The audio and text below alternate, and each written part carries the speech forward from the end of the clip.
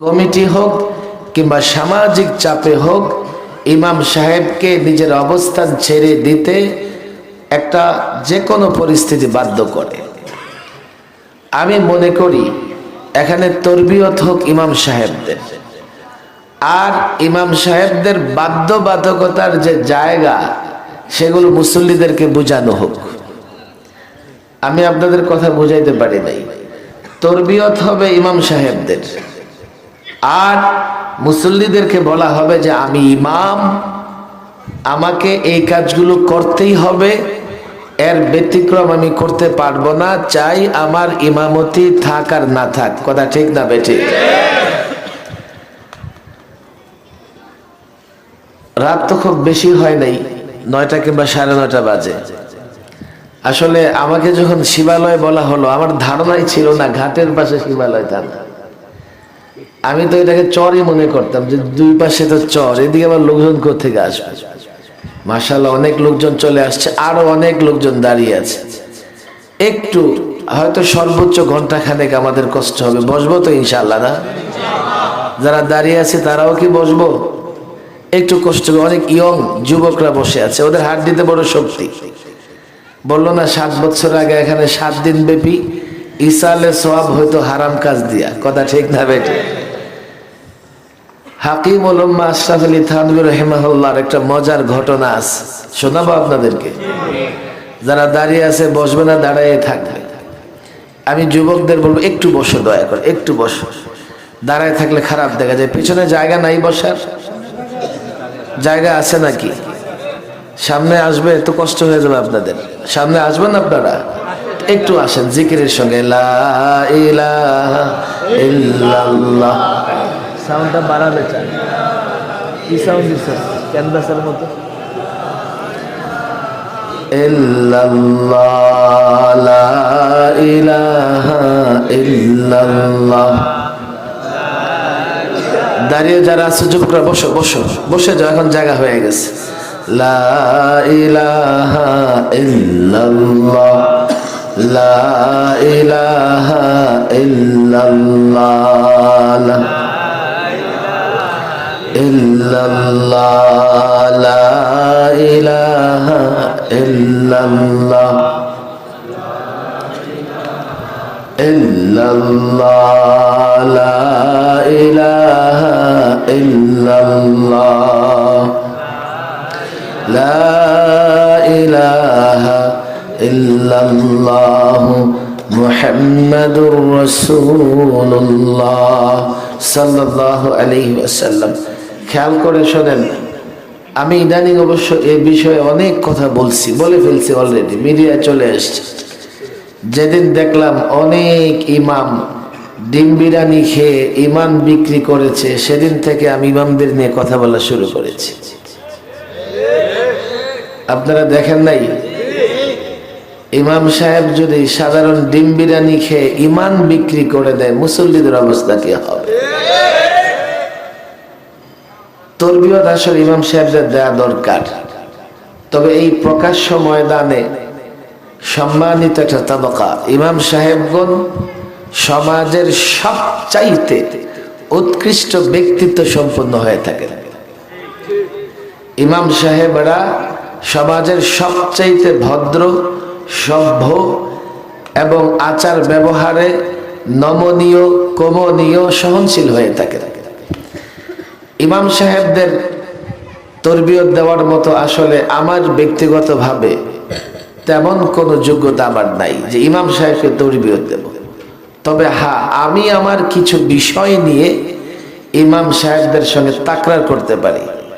মাদারেসা কওমিয়াতে ছাত্ররা পরস্পরে এক এক ছাত্র এক এক কিতাব তাকরার করায়। যে ছাত্র তাকরার করায় তিনি কিন্তু ওস্তাদ হয়ে যান না, পরস্পরে এক একজন। আমি মনে করি মাঝে মধ্যে ইমাম সাহেবরা বসে বসে নিজেদের মধ্যে কিছু বিষয় তাকরার করবে। নিজের অবস্থান, নিজের করণীয়, প্রতিবন্ধকতা দেখলেই যদি নিজের অবস্থান থেকে দূরে সরে যাওয়া লাগে বা বাধ্য হওয়া লাগে, বা বলে যে আমাকে বাধ্য করেছে, তখন আমি একটা প্রশ্ন করি যে আর কিভাবে, কোন কোন কাজে তোমাকে বাধ্য করা যাবে? আশ্চর্যের বিষয় হলো অনেক ইমাম সাহেব, অনেক না, সংখ্যায় হয়তো এক দুজন হবেন বা এই এলাকায় হয়তো কেউ হবেন না, বাধ্য হবার কারণে এমন কাজ গিয়ে করে ফেলেন যে কাজ শরীয়ত সমর্থন করে না। তখন বলতে হয় যে আপনাকে বাধ্য করে আর কি কি কাজ করানো যাবে। আরে ভাই এগুলো রাখো না, বসেন, আর উঠা যাবে না, বসেন, এগুলো লাইভ দিয়ে কি হবে? হ্যাঁ, আর উঠতে পারবেন না, একবার সেটিং করে গিয়ে বসে যাবেন। হয়েছে?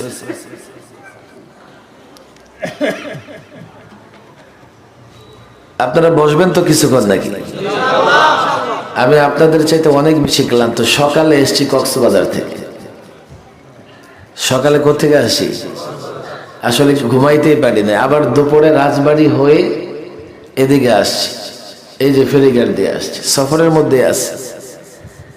কথা দীর্ঘ হবে না, তবে আমি আমার মনের ব্যথা কিছু আপনাদের সামনে প্রকাশ করব। আমার ব্যক্তি তাজরেবা বা সারা দেশে ঘুরে ঘুরে বা বর্তমান যে অবস্থা, এই অবস্থায় মাঝে মধ্যে আমি এতটা ভীত সন্ত্রস্ত হয়ে যাই যে আমাদেরকে বা ইমাম সাহেবদেরকে আর কতটা কোণঠাসা করা হবে বা আমরা কতটা নিজেদের অবস্থান থেকে সরে দাঁড়াবো। এইভাবে যদি চলতে থাকে এক সময় ইসলাম এবং মুসলমানদের কি অবস্থা হবে।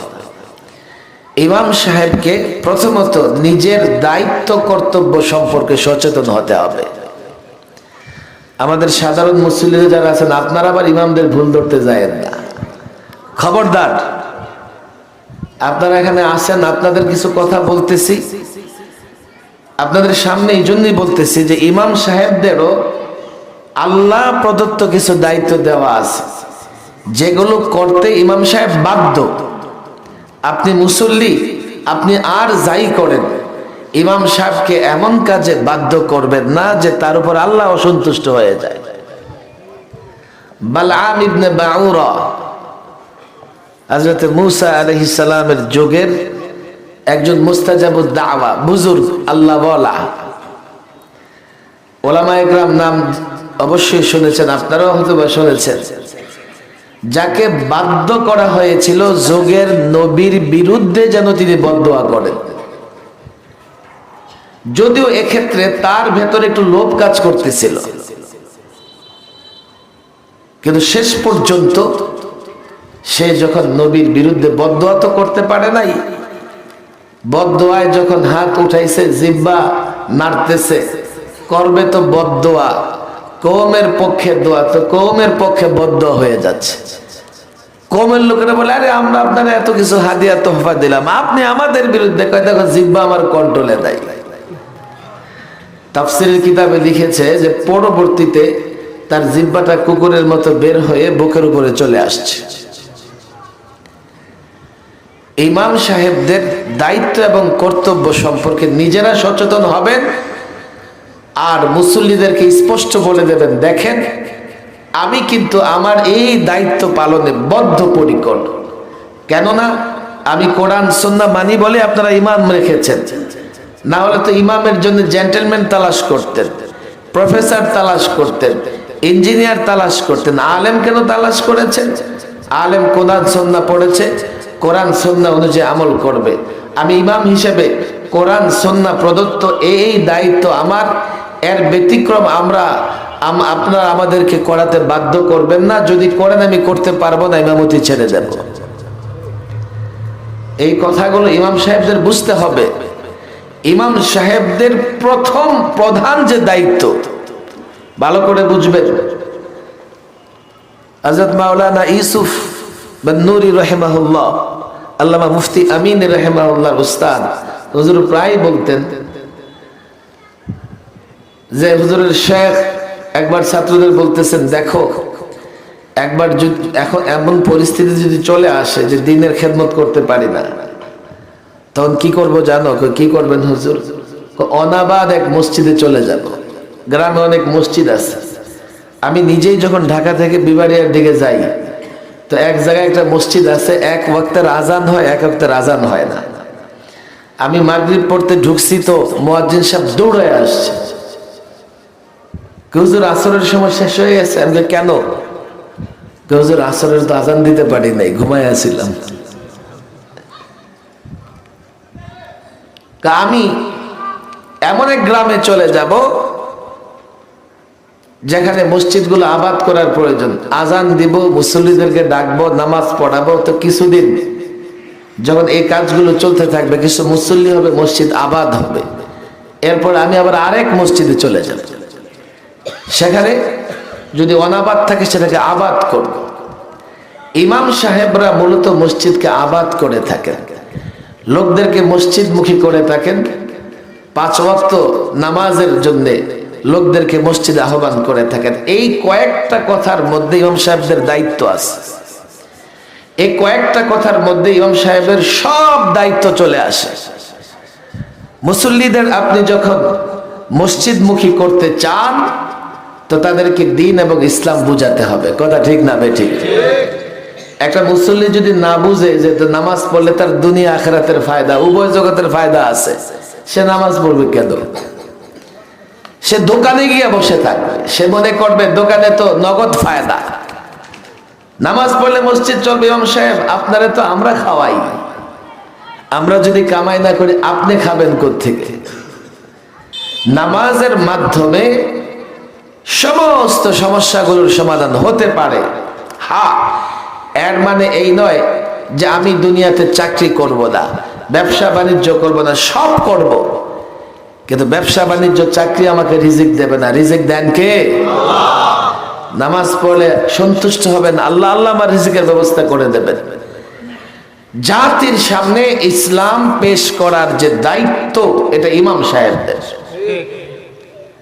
আজকে বড় আফসোস, ইমাম সাহেবরা দাঁড়িয়ে আরবি কেরাত শুনিয়ে দেন, মুসল্লিরা ঘরে ঘরে দাওয়াতও খাওয়ান, আবার সম্মানও করেন। সেই আরবি আয়াতগুলো, আরবি এবারতের তর্জমা যদি আমরা করি, তা আমাদের বছরের পর বছর জেল খাটা লাগে। ইমাম সাহেবরা যদি মুসল্লিদেরকে বলে দিতে পারতেন, শুধু আয়াত নয়, আয়াতের তর্জমা, ব্যাখ্যা বা শরীয়ত মুসল্লিদের সামনে উপস্থাপন করতে পারতেন, এই মুসল্লিরাই তো সব জায়গায় আছে। এই মুসল্লিরা থানা থেকে নিয়ে শুরু করে ডিস্ট্রিক্ট পর্যন্ত, সচিবালয় পর্যন্ত, প্রত্যেক ইমাম যদি তার দায়িত্ব পালন করতেন, তো ইসলামের পক্ষে কথা বলে অন্তত কোনো আলেমকে জেলখানায় যাওয়া লাগতো না। আমি যখন দ্বীনের এবং ইসলামের দাওয়াত দিব, তখন আমাকে আবার একটু বাড়তি কাজ করা লাগবে। নিজের ভেতরেও তালিম এবং দাওয়াতের একটা পূর্ণ মাত্রার স্কিল তৈরি হইতে হবে। আমি যদি নিজেই দিন সম্পর্কে না জানি, জাতিকে কি করে জানাবো? সবচেয়ে বড় ব্যাপার হলো, অন্তত জুমার দিন যারা জুমার নামাজ আদায় করতে মসজিদে আসেন, ওই শ্রেণী সাধারণত ওয়াজ মাহফিলেও আসে না, বা কোনো সময় ইমাম সাহেবের সঙ্গে আলাদা সাক্ষাৎ করতেও আসে না। কিন্তু জুমার দিন শেষ মুহূর্তে হলেও দৌড়ে আসে, জুমার নামাজ পড়ে। আসে না? নাই? আবার এই শ্রেণীটা সমাজটাকে নিয়ন্ত্রণ করে, ব্যবসা বাণিজ্য নিয়ন্ত্রণ করে। সেই শ্রেণীকে জুমার মসজিদেও যদি আমি ইসলাম বুঝিয়ে দিতে পারি, তাহলে ইসলাম এবং মুসলমানদের ডবল ফায়দার একটা ব্যবস্থা হয়ে যাবে। এগুলো যে কেউ করেন না এমন না, ব্যাপকভাবে ইমাম সাহেবদের এই সমস্যা দেখেন। জানি যে রেকর্ড ফেকর্ড হয়, সব কথা তো বলা যায় না। রেকর্ড ফেকর্ড না হলে কিছু কথা আমার নিজের কথাই বলতাম। আমি যে প্রায় 2.5 বছর মতো বন্দী ছিলাম, আলহামদুলিল্লাহ আমার নিজেদের কিছু লোকেরা আমারে ভুলে গেছে, কষ্ট দিছে, আমার মুসল্লিরা আমারে ভুলে নাই। অথচ আলেমরা এখানে আছে। বর্তমান সময়ে যে কোনো বিষয় নিয়ে কথা বলার প্রয়োজন হলে আমি কথা বলেছি, চাই তা সরকারের বিরুদ্ধে যাক, চাই সরকারি দলের বিরুদ্ধে যাক, চাই সরকারি দলের ছাত্র সংগঠনের বিরুদ্ধে যাক, ইসলাম মুসলমানের পক্ষে যে বিষয় নিয়ে যখন কথা বলার দরকার হয়েছে আমি কথা বলেছি, কাউকে তোয়াক্কা করি নাই। অথচ আমার মসজিদে আমি শুধু জুমার নামাজ পড়াই, মসজিদ কমিটির 93 জন সদস্যের মধ্যে আমার মনে হয় যে সবই সরকার দলের সমর্থক হবে, নাহলে কোনোভাবে সরকার দলের এমপি মন্ত্রীদের সঙ্গে ব্যবসায়িক সম্পর্ক রাখে এমন হবে। একবার আমাকে আমার এক মুসল্লি বলতেছে, আল্লাহ মাফ করুন, যে হুজুর আপনি এইভাবে কথা বলতেছেন, সরকার তো আপনার উপরে খুব নারাজ, আমাদের উপর খুব চাপ। বললাম কি চাপ? আমাদের বলতেছে আমরা যেন আপনার বিরুদ্ধে মিছিল করি। আমি বললাম মাশাআল্লাহ করেন, আমি তো সামান্য একটা খতিব, আমি ছেড়ে দেবো, খতিবগিরি করবো না। কয় না না না, আমরা বলে দিয়েছি যে না, আর যাই হোক আমাদের খতিব সাহেবের বিরুদ্ধে মিছিল তো দূরের কথা, আমরা কোনো কথাও বলতে পারবো না। আমি আমার এই যে তাজরিবা অভিজ্ঞতার জায়গাটা, আমি আমার মসজিদে প্রায় এখানে 5-7 বছর ধরে আমি জুমা পড়াইতেছি, আলহামদুলিল্লাহ সমসাময়িক প্রত্যেকটা বিষয় নিয়ে কথা বলেছি, কোন একটা কথাও বিদ্বেষের জায়গা থেকে বলি নাই। বিদ্বেষের জায়গা থেকে নয়, কল্যাণকামী হয়ে, হিতাকাঙ্ক্ষী হয়ে। আর আমি আমার অবস্থানকে স্পষ্ট করেছি। আমাকে এখানে বসিয়েছে কোরআন সুন্নাহর কথা বলার জন্য। আপনাদের প্রয়োজনে যেই বিষয় নিয়ে কথা বলা দরকার, আপনাদের হেদায়েতের জন্য যেই বিষয় নিয়ে কথা বলা দরকার, আমি সেই বিষয়ে ইসলামের দৃষ্টিভঙ্গি তুলে ধরব। আমি কাউকে বাধ্য করতে পারবো না, জবরদস্তি করতে পারবো না। দাওয়াত দেবার দায়িত্ব, বলার দায়িত্ব আমার। মানবেন কি না মানবেন আপনার ব্যাপার। আমি বলবো, আমার টুটি চেপে ধরবার চেষ্টা করবেন না, মুখে লাগাম টানার চেষ্টা করবেন না। তাহলে এখানে বসিয়ে মূলত আপনি কোরআন সুন্নাহর আনুগত্য করবেন, এই জন্য আমাকে বসান নাই, স্বার্থ সিদ্ধির জন্য বসিয়েছেন। আগে মুসল্লিদের তৈরি করেন এবং নিজেকে মুসল্লিদের কল্যাণকামী বানান। এরপরে এক একটা বিষয়ে ইসলামের দৃষ্টিভঙ্গি জাতির সামনে তুলে ধরেন। এখানে যারা মুসল্লি আপনারা আছেন, আমি প্রায় একটা কথা বলি, দেখেন এখন তো দেশটা রাজনীতিময়, চতুর্দিকে রাজনীতিক খেলা চলতেছে। আমাদের একেবারে রিক্সা ড্রাইভার থেকে শুরু করে সচিবালয়ের সচিব পর্যন্ত সব রাজনীতিতে ভাসতেছে। যতই অরাজনৈতিক বলুক, স্বায়ত্তশাসিত বলুক, সরকারি কর্মকর্তা বলুক, রাজনীতির বাইরে কেউ নাই। সব জায়গায় চিকিৎসা সেক্টর থেকে শুরু করে একেবারে ডিপ্লোমা পর্যন্ত, সেক্টর পর্যন্ত সব জায়গায় রাজনীতি চলতেছে। কোন দলের ব্যক্তি যদি তার দলীয় কোন ডাক্তারের কাছে চিকিৎসার জন্য যায়, ডাক্তার তাকে পরীক্ষা নিরীক্ষা করে দেখলো তার পেটে টিউমার হয়েছে, ডাক্তার যদি এই কথা বলে লোকটা আমার দলের, এখন তাকে যদি বলে পেটে টিউমার হয়েছে, ক্যান্সার হওয়ার আশঙ্কা আছে, তো লোকটার কষ্ট হবে, অপারেশন করলে টাকা লাগবে, খরচ হবে, দরকার কি লোকটা যেহেতু আমার দলের, তারে আমি কিছু ভিটামিন টিটামিন মিলাইয়া দিয়ে দিই, অ্যান্টিবায়োটিক খাইতে থাক, ঠিক হইলে হবে, নাহলে পরে দেখা যাবে। এতে রোগী যদি খুশি হয়, এটা বোকা। এখানে তার খুশি হওয়ার কিছুই না, কারণ পেটের ভেতরে টিউমার নিয়ে থাকলে ক্যান্সার নিশ্চিত হবে, টিউমার ব্রাস্ট হতে পারে। কথা ঠিক না বেঠিক? এখন ডাক্তার যদি তাকে বলে এই মেয়ে করেনটা কি, পেটে এই সমস্যা, আবার ডায়াবেটিস আনকন্ট্রোল, এত মিষ্টি কেন খান, আবার প্রেশার হাই, করেনটা কি, আবার ধূমপান করেন নাকি, ডাক্তার কিছু কটু কথা বললে তার কল্যাণকামী হিতাকাঙ্ক্ষী না তার দুশ্মন? আপনাদের বুঝতে হবে, আলেম ওলামাদের ঠেকা লাগে নাই, হেদায়েতের বাণী পৌঁছে দেওয়া আমাদের কাজ। প্রত্যেকে তার নিজের জিম্মাদারি নেবে, কবরে গিয়ে নিজের জবাব নিজে দেবে। আমি আপনার জবাব দেব না, আপনি আমার জবাব দেবেন না। ইমাম সাহেব যদি কল্যাণকামী হিতাকাঙ্ক্ষী হয়ে কথা বলে, এরপরেও যারা ইমামের বিরোধিতা করবে, ইমামের সঙ্গে বিরোধে জড়াবে, আল্লাহর কসম মসজিদে নামাজ পড়লেও সে মুনাফিক। মুনাফিক বলে আসলামতু লিরাব্বিল আলামিন হতে পারে নাই। যদি সে আত্মসমর্পণ করত, ইমাম সাহেব যদি কোরআনের পক্ষে কথা বলে, কোরআন থেকে কথা বলে, সে বলতো এখানে আমি দল বুঝি না, রাজনীতি বুঝি না। আপনি যতক্ষণ কোরআনের পক্ষে কথা বলবেন, সুন্নাহ অনুযায়ী কথা বলবেন, আমি আপনার সঙ্গে আছি। সে মুমিন, সে মুসলমান। আর যদি স্বার্থের বিরুদ্ধে গেলে, রাজনীতির বিরুদ্ধে গেলে, অথচ রাজনীতি স্বার্থ ইসলাম ইমানের অনেক নিম্নমানের একটা কাজ, এই রাজনীতির স্বার্থে ইমাম সাহেবের মুখে লাগাম টানার চেষ্টা করবে, আল্লাহর কসম আল্লাহর কাছে সেই ব্যক্তি জবাব দিতে পারবে না। অনেক সময় আবার ইমাম সাহেবরা জুজুর ভয়ে মরে। কথা বোঝেন নাই? খানা ঘুম আর ভয় যত করে জুজুর ভয়ে মরে। না জানি সেক্রেটারি কি বলল, না জানি সভাপতি কি বলল, আল্লাহ মাফ করুন। যখন আমি চিন্তা করব রিজিক দাতা কে, বলেন রিজিক দাতা কে, আমি ইমামতির পরোয়া কেন করব?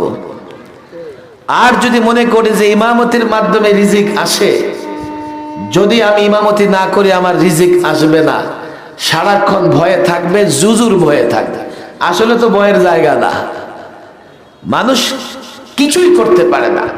গোটা পৃথিবীর মানুষ যদি একসঙ্গে হয়ে, হযরতে ইবনে আব্বাসের সেই হাদিস, গোটা দুনিয়ার মানুষ একসঙ্গে মিলিত হয়ে আপনার যদি কোনো উপকার করতে চায় ততটুকু করতে পারবে যতটুকু তাকদিরে আছে। গোটা দুনিয়ার শক্তি মিলে যদি কোনো ক্ষতি করতে চায় ততটুকু ক্ষতি করতে পারবে যতটুকু তাকদিরে আছে, এর বাইরে কোনো ক্ষতি করতে পারবে না। কথা ঠিক না বেঠিক? কিসের জুজুর ভয়? হিকমতের সঙ্গে কাজ করতে হবে। উদউ ইলা সাবিল রাব্বিক বিল হিকমাতি ওয়াল মাউইজাতিল হাসানা ওয়াজাদিলহুম বিল্লাতি হি আহসান। অনেক রাত হয়ে যাবে, তরবিয়তি জলসায় 2-4 ঘন্টা বয়ান না করলে হয় না। কিন্তু এখানে তরবিয়তি জলসার চাইতো আপনারা মুসল্লিরাও আছেন। ইমাম সাহেবরা হিকমত এবং সুউপদেশ এবং একেবারে ওয়াজাদিলহুম বিল্লাতি আহসান, উত্তম পন্থায় বিতর্ক করবে। মাঝে মধ্যে মুসল্লির সঙ্গে বিতর্ক করা লাগে। বিতর্ক ছাড়া অনেক মুসল্লির সন্দেহ নিরসন হয় না। হিকমত, হিকমত মানে প্রজ্ঞা, জ্ঞান।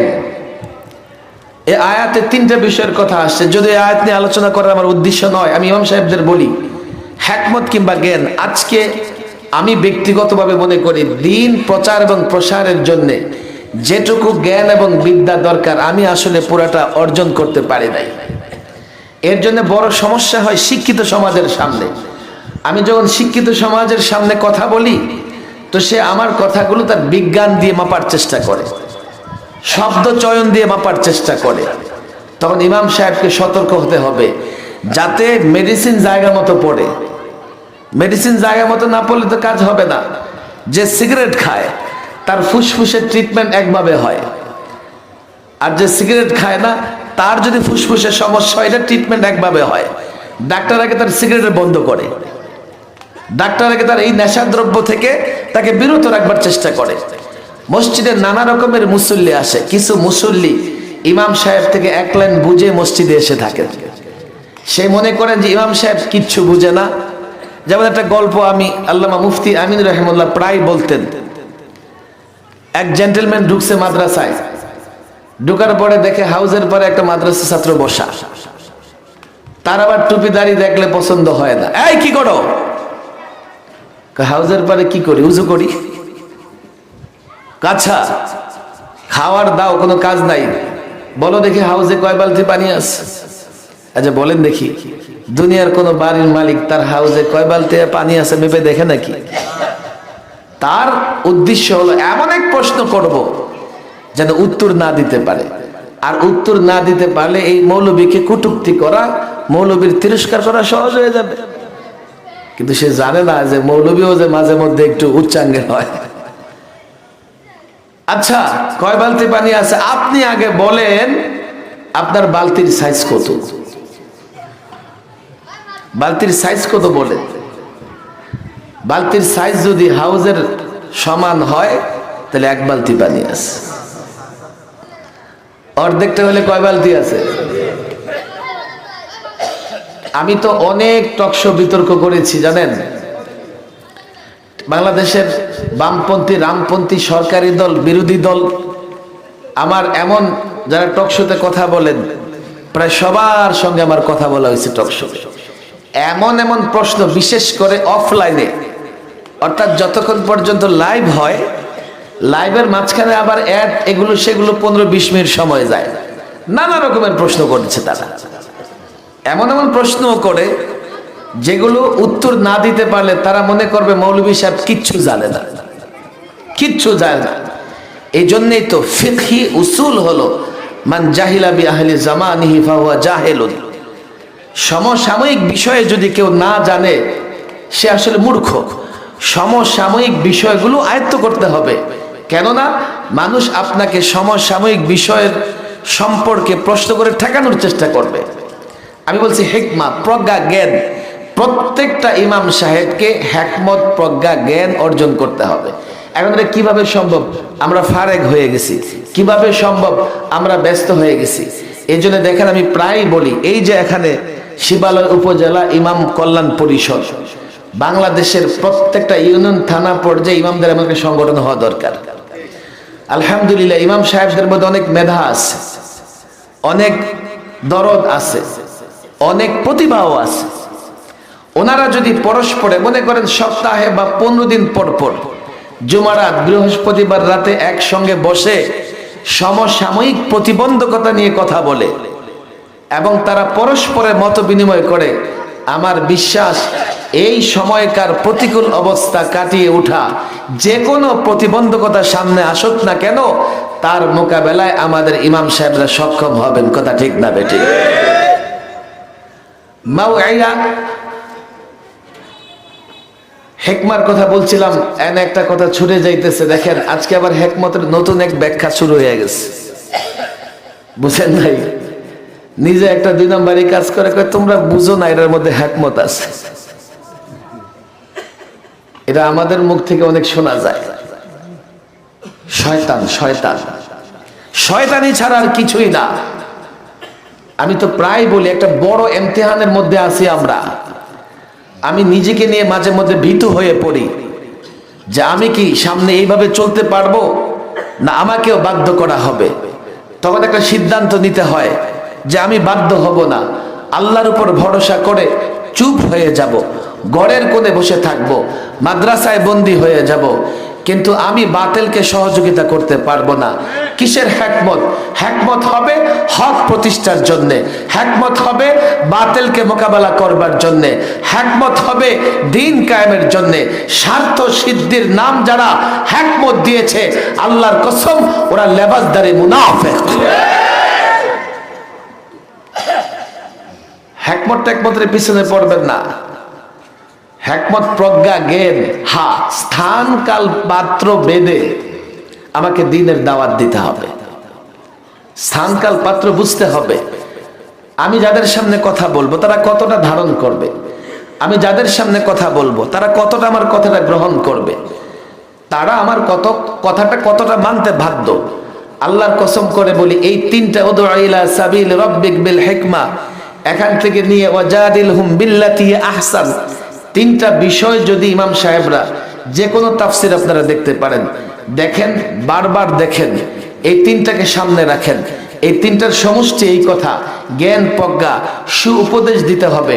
আর এই উপদেশ দিতে গিয়ে বিদ্বেষী হওয়া যাবে না, কল্যাণকামী হওয়া লাগবে। প্রয়োজনে বিতর্ক করতে হবে, আর বিতর্কটা হবে উত্তম পন্থায়, উৎকৃষ্ট পন্থায়। উত্তম পন্থায় বিতর্ক কেমনে করে?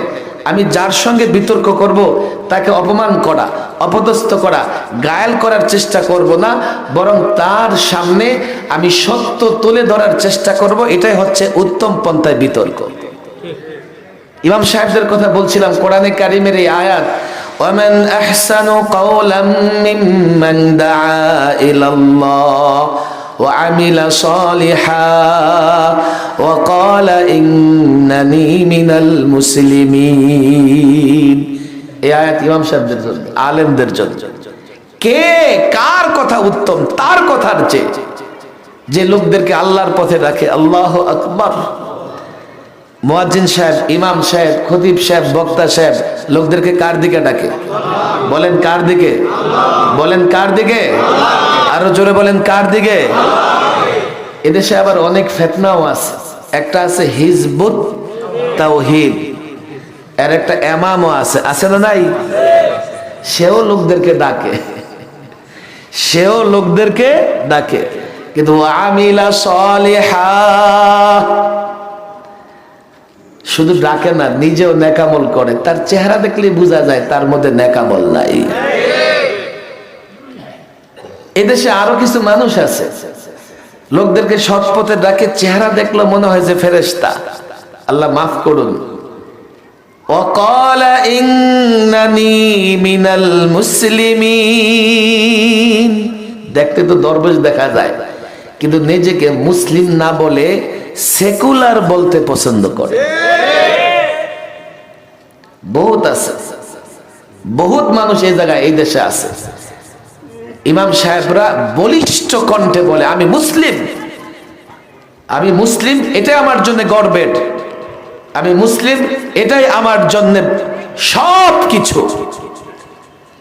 আল্লাহ মাফ করুক, রাজনীতির নামে দেশে যে ফিতনা আসছে, এই ফিতনায় অনেক মানুষ পথভ্রষ্ট হয়ে যাইতেছে। যদি শুধুমাত্র ইমাম সাহেবদের বলি দেখেন, এটা একটা কঠিন বিষয়, কিন্তু আপনাকে বর্তমান সময় নিয়েও কথা বলতে হবে। আপনারা কষ্ট হইতেছে না তো? ইমাম সাহেবদের বলি দেখেন, আমরা যখন হাদিসের কিতাবগুলো পড়ি, যেহেতু তরবিয়তি জলসা আর ওপেন মজলিস, কিছু কথা বলে ফেলতেছি, কারো কষ্ট হলে মাফ করবেন।